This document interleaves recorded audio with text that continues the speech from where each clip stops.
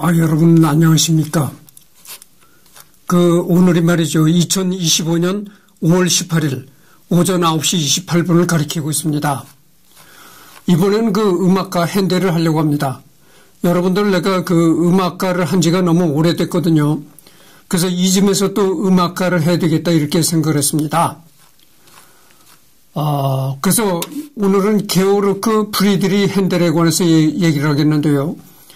핸델은 바로크 시대의 음악가입니다.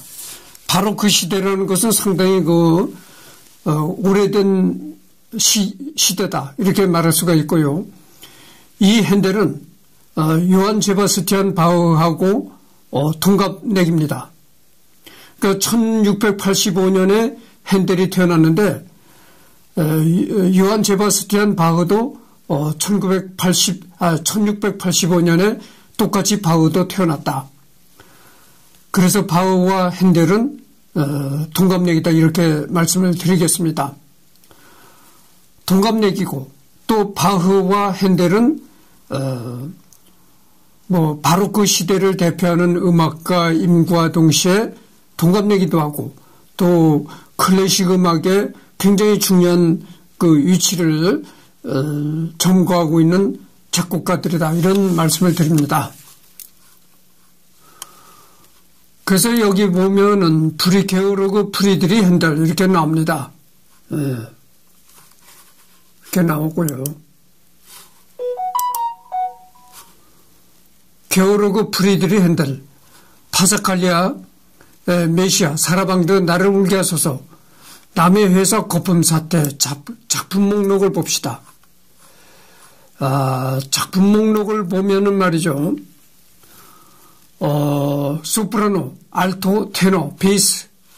소프라노는 여자의 높은 소리, 알토는 여자의 저음, 테너는 남자의 높은 소리, 베이스는 남자의 낮은 소리죠. 그 다음에 현악기 사부. 현악기라는 것은 이 줄로 일 튕기거나 이 바이올린처럼 이렇게 활을 이렇게 문질러서 내는 그런 악기를 현악기라고 합니다.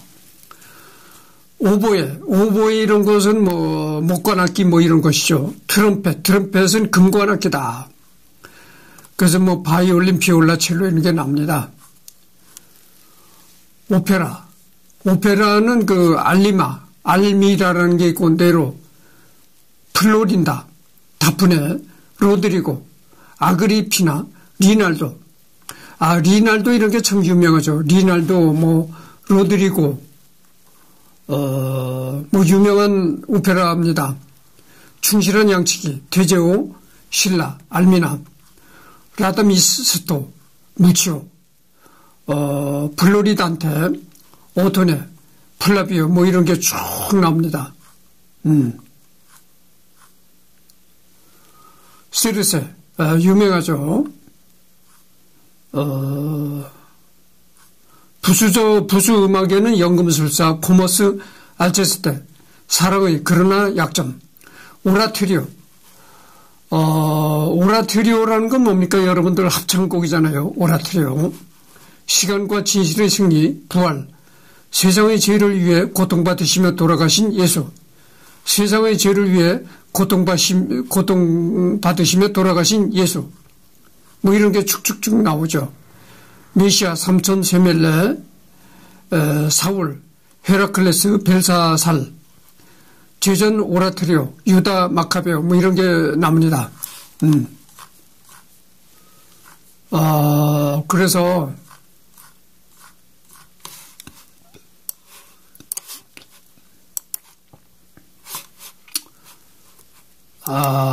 서양음악사의 주요 인물 기록물. 고대는 이 서양음악사를 보면 말이죠. 이게 서양음악사를 나타내는 겁니다. 이 고대 음악은 이제 메소포타미아 음악. 여러분들 메소포타미아 문명이라는 걸 많이 들어보셨죠? 그래서 이제 메소포타미아 문명과 이게 밀접한 관계가 있는 음악이죠. 후르리니니 닌갈 찬가. 그 다음에 그리스 음악. 세이킬로스의 노래, 델포의 찬가. 근데 이 고대 음악은 말이죠. 고대 음악을 가지고 그 클래식 음악이다 이렇게 뭐 직접적으로 말할 수는 없을 겁니다. 이 고대 음악은 클래식 음악과는 또 별도로 고대 음악이라는 고음악이라는 측면에서 이렇게 바라보는 그런 시각이 많습니다. 그래서 이 고대 음악을 바로 이것이 클래식 음악이다 그렇게 생각하기는 좀 어렵다 이렇게 볼 수 있겠어요. 그 다음에 중세 음악. 이 고대 시대라는 건 그야말로 아주 까마득한 옛날이다 이거죠. 그 다음에가 고대 시대가 가고 그 다음에가 도래한 것이 중세 음악이다. 여러분들 말이죠. 이 중세라는 것은 말이죠. 내가 언젠가도 얘기를 했지만 중세라는 것은 기독교 사상이나 기독교 정신이 온 사회를 지배하고 있을 때입니다. 그래서 뭐 음악, 미술, 체육, 정치, 경제 모든 분야 그러니까 음악뿐만이 아니고요. 이 중세는 음악, 미술 이런 예술뿐만이 아니고 정치, 경제, 사회 모든 사회 시스템이 종교가 짓누르고 있었다 이런 얘기입니다. 그런 시대가 바로 중세 시대였다 이거죠. 그러니까 어떻게 되겠어요? 기독교적인 사상이나 생각이 모든 것을 지배하고 있을 때니까 음악도 이때는 종교적인 기독교적인 음악이 많이 작곡이 될 수밖에 없다 이런 얘기죠. 그래서 중세 음악에서도 이제 노트르담 악파, 아르스 노바가 있고 기타가 있습니다. 기타는 건 그 외에 여러 가지 뭐 이런 뜻을 가지고 있죠. 그래서 그리스 음악에는 세이킬로스의 노래, 델포의 찬가가 있고 노트르담 악파에는 레오네, 페로텐, 아르스 노바에는 비트리 마쇼, 기타에는 그 밖에는 란디니, 던스터블, 빙엔 이런 게 있다는 겁니다. 세이킬로스의 노래.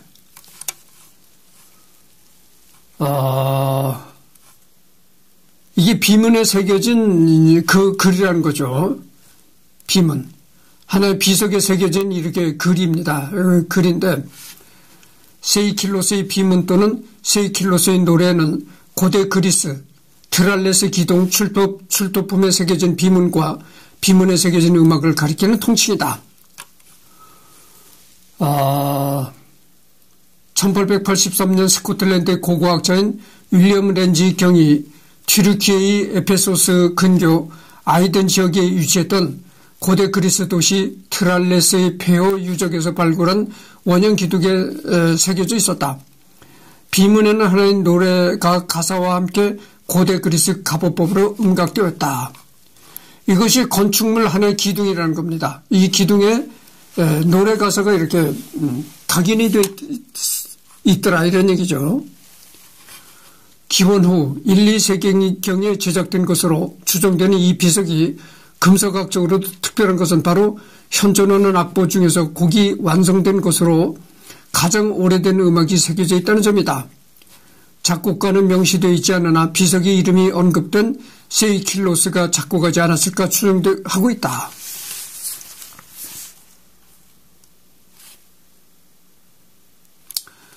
그러니까 이것이 세이킬로스라는 것은 말이죠. 이거 기둥에 새겨진 이것은 현존하는 악보 중에 가장 오래된 그 음악이다.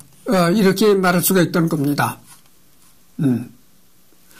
이 비석은 발굴된 후 제대로 관리되지 않아 한번 실종되었다가 튀르키예 독립전쟁 와중에 스미르나 현 이즈미르 항에서 다시 발견되었다.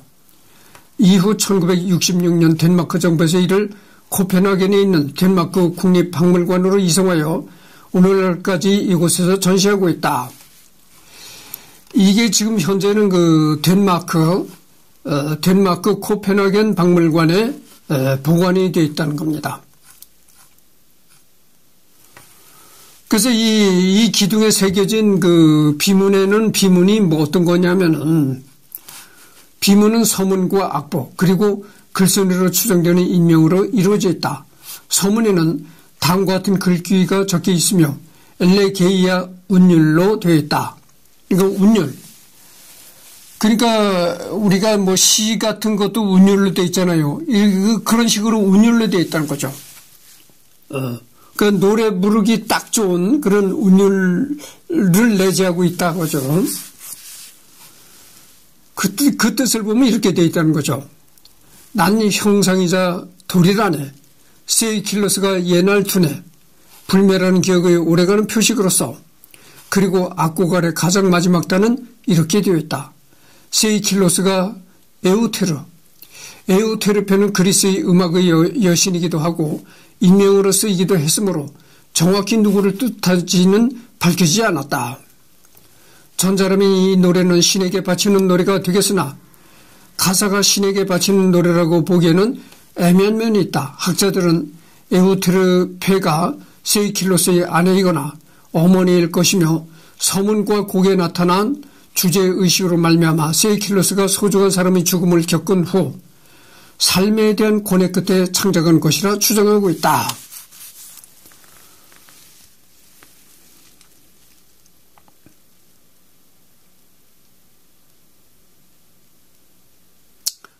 그러니까 이 비문에 새겨진 내용이 뭐냐면 그겁니다. 이 세이킬로스가 아주 가까운 사람이 죽은 후에, 그러니까 뭐 가까운 사람이라는 건 어떻게 되겠어요? 아내이거나 또 어머니거나 그렇다는 얘기죠.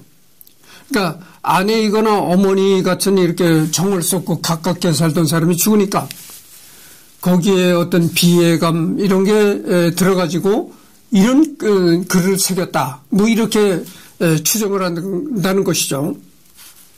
악보. 여기 세이킬로스는 그 기둥에 새겨진 악보는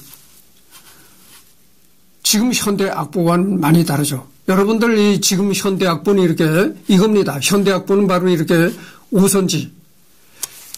줄을 5개로 쫙쫙 끈 오선지에다 음표를 그리잖아요. 그랬는데 고대 시대는 그런 악보가 아니고 오선지에다 음표를 그리는 그런 악보 기법이 아니고 이랬다는 것이죠. 어떻게 보면 뭐 알파벳 같기도 하고 이게 고대 시대 악보였다는 것이죠.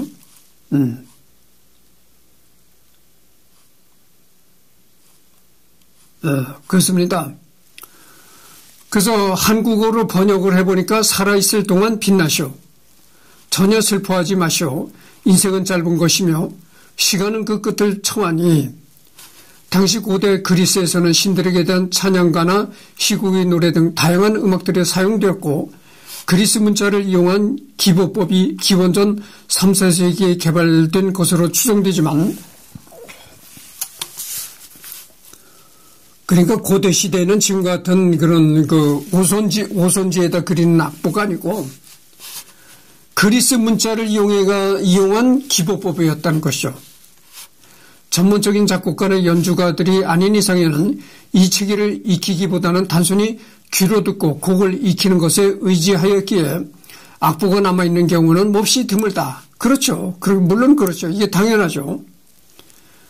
그러니까 아주 고대 시대는 지금은 너무나 음악도 발달이 됐으니까 누구나가 음악을 작곡하면 이제 악보에다 기록을 하는 겁니다. 기록으로 남기는 겁니다. 근데 고대 시대에는 그렇게 기록하는 기록의 정신이 희박할 수밖에 없고 그리고 지금과 같은 현대적인 그런 악보 기법도 아니고 그러니까 이 시대에는 기원전 3, 4세기 뭐 이런 고대 시대에는 음악을 들어도 음악을 듣거나 뭐 흥얼을 울조린다 해도 그냥 귀로 듣거나 이불을 통해서 이렇게 흥얼거리는 정도였지 그것을 기록으로 악보로 남기는 경우는 드물었다 이런 얘기죠. 고대 그리스 기보법을 이용한 곡으로는 기원전 128년에 아테나이오스와 리메니오스가 작곡하여 델포이 신전의 돌에 새긴 두 곡의 델포이 찬가도 전해지나 이 곡들의 경우 곡 전체가 보존되어 있지 않다. 세이킬로스의 노래 다음으로 오래된 3세기 후반의 옥시린쿠스 찬가 역시 곡 일부가 유실된 채로 출토되었다. 그 델포의 찬가라는 게 또 한번 넘어가 봅시다. 델포의 고고학 박물관에 전시된 악보다. 이게 석판이라는 겁니다. 돌판에 이렇게 고대 악보가 새겨져 있다. 그런데 지금 우리 현대인들이 이렇게 볼 때는 이걸 뭐 악보로 보여지지 않잖아요. 무작정 어떻게 뭐 돌판에다가 무작정 악보라고 느껴지지 않고 고대인들이 무작정 이렇게 새기거나 한 게 아니겠는가 이렇게 생각하는데 이게 사실상 고대 시대의 악보라는 거죠.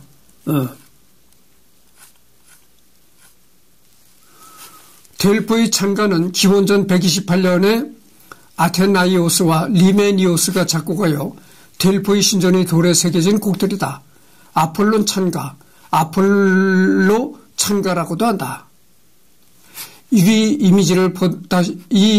이미지를 보다시피 손상이 심각해서 가사 일부가 소실되어 알 수가 없다. 이 델포의 찬가에 대한 자세한 걸 알아봅시다. 스웨이킬로스의 비문과 마찬가지로 고대 그리스 기보법으로 작곡에 기록한 곡이고 이 곡은 그리스 신화의 신 아폴론을 찬양하기 위해 작곡했다. 특이하게도 이 곡은 오늘날에도 보기 드문 5박자 계열인 8분의 5박자로 작곡되었다. 게다가 현대에 5박자가 좀 쓰인다고 해도 대부분 4분음 계열인 4분의 5박자이고 8분의 5박자는 더더욱 드물다. 그러니까 이거 참 델포의 찬가에 적힌 그런 그 악보를 보면은 현대음악과는 굉장히 많이 다르다. 현대음악에서는 그 5박자로 된 그런 음악이 거의 없다고 보는 거죠. 근데 이때는 5박자 계열인 8분의 5박자로 된 음악도 있었다는 거죠. 그것이 아주 특이한 겁니다. 이거는 그 음악사적으로도 상당히 중요한 얘기고요.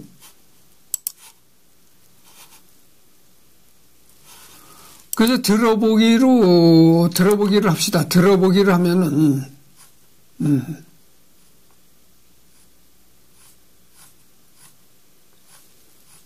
그래서 20대 투자. 내 돈 아껴서 하는 건데 투자에 대충이 어딨어. 할 거면 제대로 키움. 20대의 투자를 시작부터 키움. 키움증권. 레디? 지금 광고가 나오고 있는 중인데요.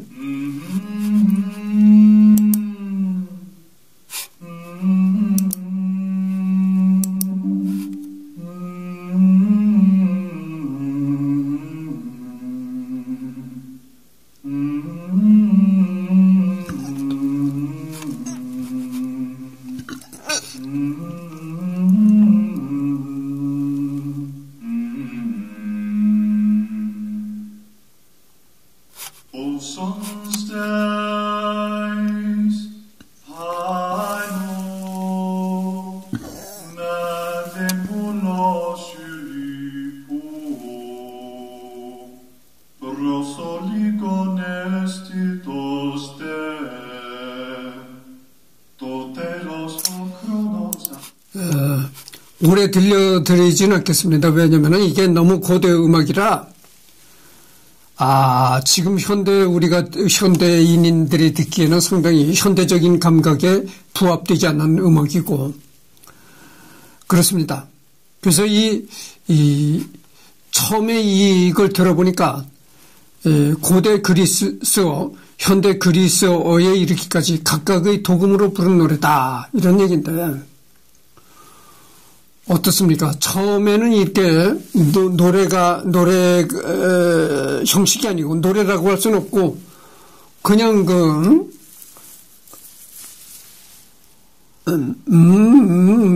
이렇게 하다가 이제 조금 그런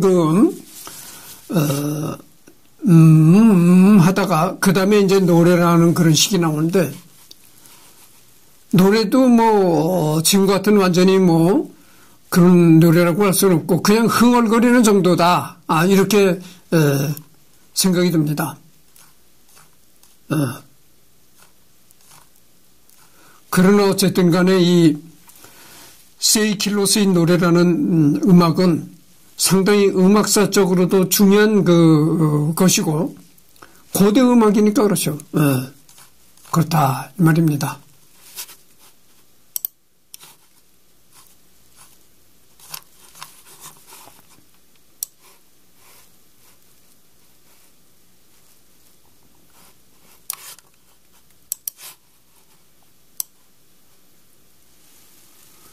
그래서 이제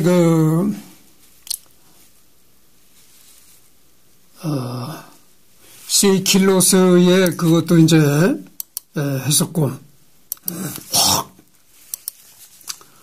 여기 세이킬로스의 노래라는 데를 들어가서 세이킬로스의 노래를 잠깐 들어봤습니다.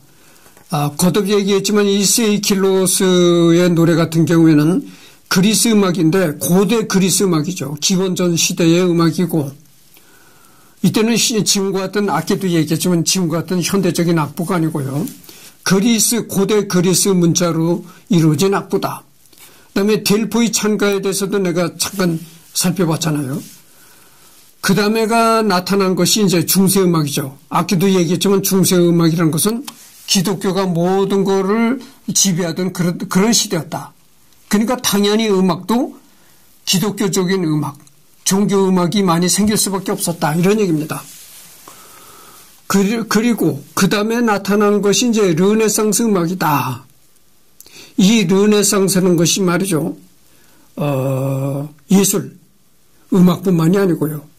모든 예술 사조의 이 르네상스가 상당히 중요한 부분입니다. 그것이 뭐냐면은 음악뿐만이 아니고요. 미술에도 르네상스 미술이 있거든요. 근데 그게 뭐냐면은 이렇게 중세음악은 종교가 모든 것을 지배하고 있을 시대거든. 그러니까 어떻게 됐어요? 모든 생각이 종교에 이 초점이 맺혀 있는 거야. 그러니까 내가 생각을 해도 무슨 하나님을 생각한다든지 내가 음악을 작곡해도 무슨 예수님에 관한 음악만 작곡한다든지 모든 관심이 하나님과 예수님에게 집중되는 모든 예술이 그렇게 하나님과 예수님과 천사에 집중되는 그런 시기였다. 그런데 르네상스라는 건 그게 아니고 르네상스라는 건 하나의 종교에서 탈피하는 그런 시대다 이거죠. 그래서 이 르네상스 시대가 예술 사조로서 굉장히 중요하게 생각하는 겁니다. 그러니까 모든 것이 종교에서 벗어나는 시대였다. 그러니까 모든 것이 종교에서 벗어나가지고 인간의 순수한 사랑, 연민 이런 거를 노래하고 이런 거를 찬양하는 그런 음악의 시대로 돌아갔다 이거죠. 그래서 이 르네상스가 굉장히 중요한 시대라고 하는 겁니다. 그러면 뭐 하나님, 예수님 이런 건 찾는 것이 아니고 진짜 그 다음에는 우리의 인간의 본연의 감정에 충실한 그런 음악들이 많이 생겨났다 이런 얘기죠. 그러니까 종교에서 탈피했으니까. 종교에서 탈피해가지고 순수한 우리 사람의 감정에 호소하는 그런 음악들이 생겨났다. 그래서 상당히 이게 예술사적으로 굉장히 중요하게 생각하는 겁니다.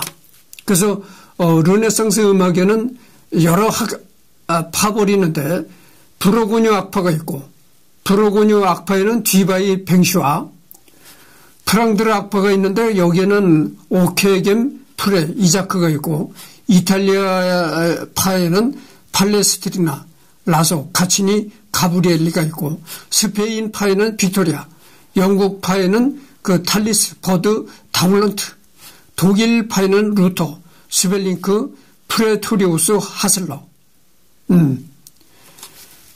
그 다음에 그 프랑스 파에는 샹보니에르 릴리 레벨 마레 캉프라 샤르팡티에 여러분들 그 샤르팡티에라는 그런 단어가 나오는 그런 그 클래식 곡이 있습니다.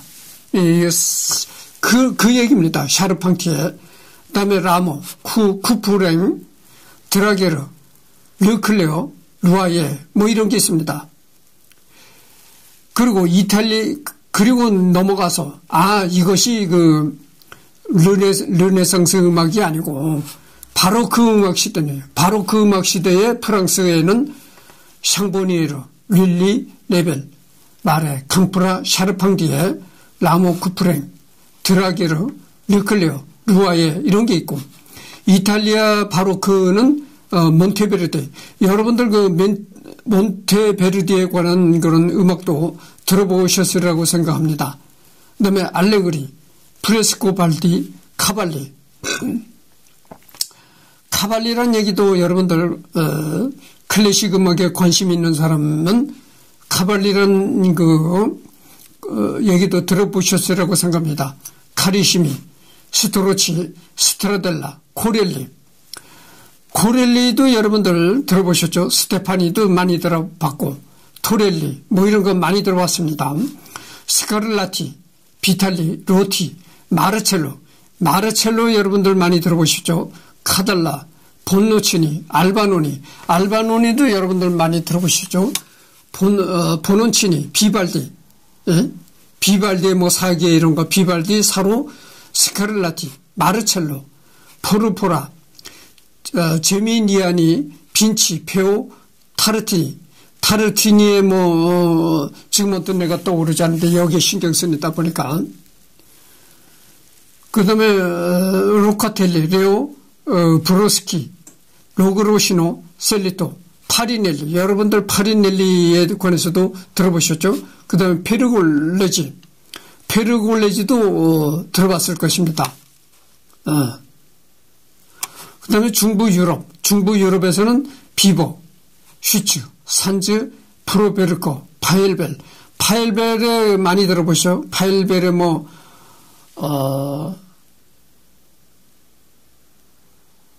또 딱 막혔는데 여기 신경 쓰다 보니까 파엘벨의 캐논, 파엘벨의 작곡은 캐논 이런 거, 툰도, 북스테우데, 젤렌카, 마테존, 하이니엔, 텔레만의 텔레만 이런 것도 유명합니다. 텔레만. 제2에서 바흐는 굉장히 유명한 사람이죠. 바흐, 지금 이 핸델을 얘기하는 시간이잖아요. 내가 뭐라 그랬습니까? 바흐와 핸델은 동갑이면서 똑같이 바로크 시대를 대표하는 음악가이다 이런 얘기를 했습니다. 그러니까 지금 하는 게 바로크 시대를 얘기를 하잖아요. 그러니까 이 바흐라는 이름이 나올 수밖에 없다. 파슈, 비젠델, 영국에는 퍼셀, 핸델, 지금 내가 핸델을 하고 있잖아요. 핸델, 에비슨. 그래서 그 핸델은 이 바로크 시대를 대표하는 음악가다 이런 얘기입니다. 그 다음에 바로크 시대가 가고 그 다음에 도래한 것이 고전주의. 이 고전주의 시대에 베토벤이 등장하게 된 것이죠. 그래서 전고전, 하세, 제이지 그라운, CH 그라운, 마르티니도 여러분들 많이 들어보셨을 것입니다. 아라야, F 벤다, 루소, WF 바흐, 바흐에 관해서 많이 그렇고, 보이스, CPE 바흐, 글루크, 요멜리, 슈마미트, 모차르트.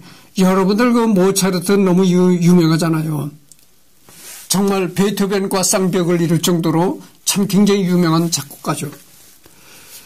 그래서 그렇고 고전주의에서도 이렇게 세밀하게 나누면은 전고전파가 있고 초기 고전파가 있고 후기 고전파가 있다 이런 얘기입니다. 그래서 전고전, 초기 고전파에는 이제 모차르트가 속해 있다 이런 얘기입니다. 그 다음에 글룩에 관한 음악도 여러분들 많이 들어보셨을 것입니다. 그 다음에 초기 고전파. 초기 고전파는 이제 벤다, 베르토니, 트라에타, 하이든. 여러분들 하이든 많이 들어보셨죠? 하이든이 주로, 신략을 많이 작곡한 사람이고, 고제크, M. 하이든, 그 다음에 슈타미츠, 바흐, 파이지엘로, 보케리니. 파이지엘로도 여러분들 많이 들어보셨을 것입니다. 보케리니도 많이 들어보셨을 것이고, 그래서 사실 고대 음악은, 아까도 내가 그리스 시대 고대 음악 얘기를 했습니다만은, 고대 음악에 나온 음악들 중에서는 뭐 클래식 곡이라고 딱히 말할 수 없는 그런 곡들이 많아요. 그래서 클래식을 얘기할 때 고대 음악을 잘 집어넣지 않습니다. 내 견해는 그래요. 다른 사람은 어떤 견해를 가지고 있는지 모르겠지만 주로 이 클래식 음악을 얘기한다 할 때는 이 바로크 음악 시대부터 얘기를 하는 겁니다. 이 르네상스도 잘 얘기를 안 해요. 근데 르네상스 음악도 클래식 음악을 얘기를 하긴 하는데 드물어요. 여기에 보면 이제 샤르팡테 이런 사람들이 클래식 음악가다 이러긴 하는데 본격적으로 클래식 음악이라고 얘기하는 것은 이제 바로크 음악 시대부터 클래식 음악이라고 얘기를 한다 이런 얘기입니다. 그리고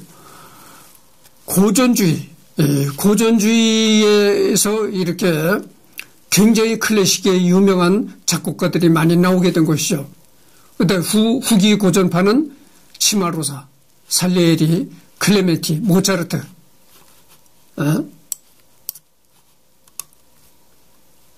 카롤리, 베토벤. 베토벤 너무 유명하잖아요. 훈멜의 뭐 트럼펫 협주곡 이런 거. 훈멜은 그 트럼펫 곡을 또 많이 작곡한 작곡가입니다. 소로, 줄리아니, 쿨라우, 리스, 카르카시 뭐 이런 게 있습니다. 그러니까 이게 베토벤은 후기 고전파에 속했던 사람이고, 그러니까 고전파에서도 아주 상세히 분류를 해보면은 베토벤은 후기 고전파에 속했던 사람이고 모차르트는 초기 고전파에 속했던 사람이다 이런 얘기입니다. 그 다음에가 도래한 것이 낭만주의입니다. 낭만주의. 이 낭만주의가 상당히 오래 갔는데요. 그 다음에 고전파 다음에 도래한 것이 낭만주의인데 낭만주의가 상당히 오래 갔습니다. 그러니까 낭만주의에서도 이제 초기가 있고 후기가 있고 뭐 이런 식으로 세분화가 되는데 초기 낭만파에는 아구아도, 베버. 여러분들 베버가 유명하잖아요. 베버의 곡들도 많이 들어보셨을 것입니다. 그 다음에 나오는 게 파가니니의 뭐 바이올린 곡들을 많이 작곡했잖아요. 파가니니가 참 유명하죠. 레냐니, 그 다음에 F 모차르트, 슈베르트가 또 얼마나 유명합니까? 슈베르트는 참 이렇게 가곡 이런 거를 굉장히 많이 작곡했습니다. 근데 슈베르트가 작곡한 가곡들은 상당히 정서적이고 슈베르트 음악들은 그 슈베르트가 작곡한 가곡들은요 클래식 곡이긴 하지만 딱딱하다는 그런 감이 안 들어요. 물론 클래식 곡 중에는 이렇게 딱딱한 곡들이 많습니다. 학구적이고. 그러나 그게 전부 다 그런 것이 아니에요. 이 클래식 곡들 중에는 참 감성적이고 아름다운 곡들이 많습니다. 바로 슈베르트가 작곡한 가곡 중에 그런 곡들이 많다 이겁니다. 클린카도 유명하죠. 그 다음에 슈프오, 메르츠가 있습니다. 그 다음에 독일 오스트리아 낭만주의에는 멘델스존, 슈만, 멘델스존 유명하잖아요.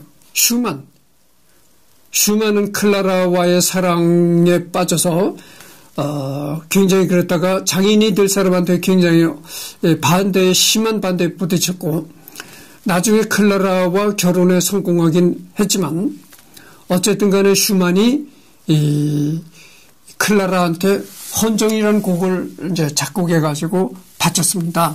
그게 유명하잖아요. 슈만 클라라와의 사랑 이야기가 너무나 유명한 작곡가고 결혼해서 살다가 나중에는 슈만이 정신병을 앓게 되고 물에 빠져 죽는 그런 그 불행한 일도 당했습니다만은 미국 프랑스 낭만주의는 베를리오즈의 뭐 환상교향곡 코스트, 구노의 뭐 아베마리아, 포스토, 고드샬크, 그다음에 비르토소 피아니스트, 체르니. 여러분들 피아노를 처음 배울 때, 피아노 학원에 가서 피아노를 배우잖아요. 피아노를 배우면, 피아노를 배울 때 처음 먼저 치는 게 체르니라는 겁니다. 체르니를 처음으로 연습한다는 거죠. 그래서 이 체르니가 연습곡으로 많이 사용되는 그런 거다. 그래서 체르니가 작곡한 곡이, 그 다음에 쇼팽, 리스트. 쇼팽은 우리가 흔히 피아노의 시인이다 해가지고 쇼팽도 이 피아노 곡들을 많이 작곡했습니다. 리스트는 말이죠. 음악 작곡가 중에서 리스트는 미남 작곡가였다. 이렇게 알려져 있습니다. 사실 리스트가 어떻게 생겼는지는 직접적으로 볼 수가 없지만 초상화라고 하는 것이 있긴 있어요. 있긴 있는데 예전에 이 전해져 오는 초상화를 고지고대로 믿을 수가 없습니다. 그것이 이렇게 그 시대에 아주 실물하고 똑같이 그리는 초상화 기법이 있었느냐 없었느냐 그건 둘째 문제고 실물과 똑같이 그리는 초상화 기술이 발달되어 있다 하더라도 어떤 연유에서 초상화가 그려졌긴 하는데 그 초상화가 실이 흐르면서 화재를 당했다든가 분실이 됐다든가 해서 나중에 후손들이 이렇게 상상도를 그릴 수도 있는 겁니다. 그래서 이 리스트는 상당히 미남 작곡가로 알려진 사람이죠. 근데 실제 어떻게 생겼는지는 말할 수 없다 이런 얘기고 탈베르크, 알캉 헨젤트, 루빈시테인, 그 다음에 오페라, 그 다음에 그 전기 낭만주의에 작곡되었던 오페라, 유명한 오페라가 여기 많이 이제 나오는 거죠. 루시니, 마이어베어, 그 다음에 도니체티, 유명하잖아요. 벨리니, 유명하잖아요. 벨리니 정결한 여신이라든지 이런 거. 내가 그래서 언젠가 지금 여기다 신경 쓰니까 딱 막혔는데, 외국의 어떤 소프라노, 여자 소프라노가 불렸던 벨리니의 정결한 여신을 부르는 그런 동영상도 내가 올린 적이 있습니다. 빈 왈츠. 왈츠라는 것은 말이죠. 이 왈츠라는 것은 춤곡입니다. 춤곡. 그래서 클래식 곡으로서 춤곡이죠. 그래서 라노, 요한 스트라우스 1세. 왜 꼭 1세, 2세를 하느냐 하면은 아버지 요한 슈트라우스가 있고 아들 요한 슈트라우스가 있습니다. 그래서 아버지 요한 슈트라우스는 1세라고 하고 아들 요한 슈트라우스는 2세라고 하죠. 그러니까 아들과 아버지가 다 유명한 음악가가 된 것이죠. 그래서 여기는 1세니까 어떻게 되겠어요? 아버지 요한 슈트라우스를 말하는 겁니다. 그 다음에 제 슈트라우스 2세. 이거는 아들 슈트라우스를 말하는 거죠. 페피. 이 슈트라우스 7호. 이바노비치의 다뉴브강의 잔물결, 이런 게 유명하잖아요. 슈트라우스 3세. 슈트라우스 3세는 어떻게 되겠어요? 손자다 이겁니다. 슈트라우스 1세의 손자다 이거예요. 그러니까 어떻게 되겠어요? 슈트라우스 집안은 1대, 2대, 3대를 내려가면서 3대를 거쳐서 음악가 집안이었다. 이런 얘기입니다. 그러니까 음악 얘기하다가 갑자기 야구 얘기를 하기는 좀 그렇습니다만은 야구를 봅시다. 이종범이가 어떻게 됩니까? 이종범이 그 별명이 바람의 아들이라고 했잖아요. 근데 이종범이 아들 이정우가 또 야구 선수를 한다 이거죠. 그러니까 어떻게 되겠어요? 이종범이가 바람의 아들이라고 했는데 이종범이 아들이 또 야구 선수라니까 이정우는 바람의 손자더라. 이런 식이 되는 거죠. 그러니까 여기가 그런 식이 되는 거예요. 1대, 2대, 3대 다 작곡가 집안이었다. 이런 얘기죠. 근데 이 슈트라우스 집안이 이 왈츠를 많이 작곡했어요. 왈츠. 춤곡. 클래식 춤곡이죠. 춤곡이라고 해서 지금 뭐 가요 춤곡을 얘기하는 것이 아니고 춤이지만 상당히 아주 정제되고 정결한 그런 분위기의 춤입니다. 그렇고 그래서 이 슈트라우스는 왈츠, 행진곡 이런 걸 많이 작곡했습니다. 그 다음에가 낭만주의, 후기, 전기 여태까지 얘기를 한 건 낭만주의를 얘기를 했고 지금 40분이 경과했습니다. 다음 시간에는 후기 낭만주의에 관해서 얘기를 하도록 하겠습니다. 이 후기 낭만주의에도 상당히 이 클래식 음악사의 길이 남을 참 거장들이 많이 나옵니다. 그렇게 알아주시길 바랍니다. 그래서 후기 낭만주의는 다음 시간에 하도록 하겠습니다.